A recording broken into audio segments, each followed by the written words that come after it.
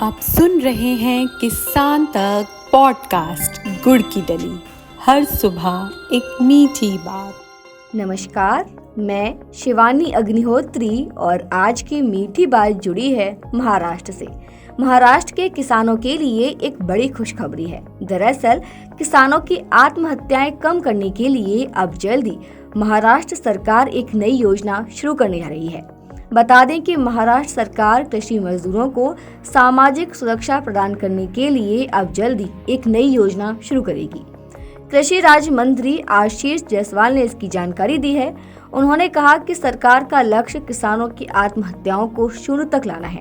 किसानों को सहारा देने और कृषि क्षेत्र को बढ़ावा देने के लिए कई योजनाओं के माध्यम से व्यापक प्रयास किए जा रहे हैं। कृषि राज्य मंत्री आशीष जायसवाल ने कहा कि राज्य में 1.71 करोड़ किसान हैं। संकट के समय सरकार उनके साथ मजबूती से खड़ी है। अब तक नमो शेतकरी सम्मान योजना, फसल बीमा योजना, कृषि मशीनरीकरण कार्यक्रम और गोपीनाथ मुंडे शेतकारी अनुदान जैसी योजनाएं यानी कि इन स्कीमों के माध्यम से किसान कल्याण पर 69,889 करोड़ रुपए खर्च किए जा चुके हैं।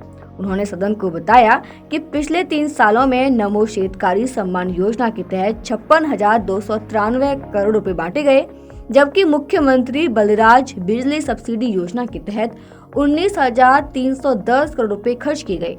इसी में SC/ST किसानों के लिए भी राशि शामिल है। इसके अलावा जायसवाल ने कहा कि फसल बीमा योजना के माध्यम से 16,389 करोड़ रुपए वितरित किए गए और फसल नुकसान के मुआवजे के रूप में 19,592 करोड़ रुपए किसानों को दिए गए हैं।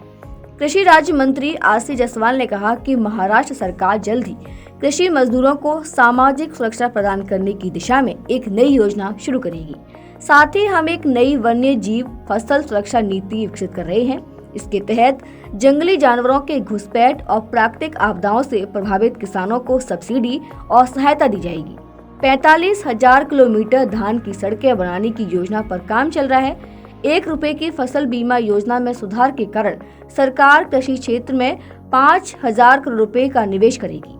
इसके अलावा मंत्री ने कहा कि फसल प्रबंधन और कीट नियंत्रण के लिए 500 करोड़ रुपए की लागत वाली AI आधारित नीति लागू की जाएगी। इसके अलावा MRSAC उपग्रह डेटा का इस्तेमाल करके तुरंत पंचनामा सर्वेक्षण किए जाएंगे। वहीं रासायनिक उर्वरकों पर राज्य के सब्सिडी बोझ को कम करने के लिए जैविक और प्राकृतिक खेती को प्रोत्साहित किया जा रहा है। खेती किसानी से जुड़ी ऐसी ही अच्छी और राहत भरी खबरों के लिए सुनते रहिए हमारा ये खास पॉडकास्ट गुड़ की डली।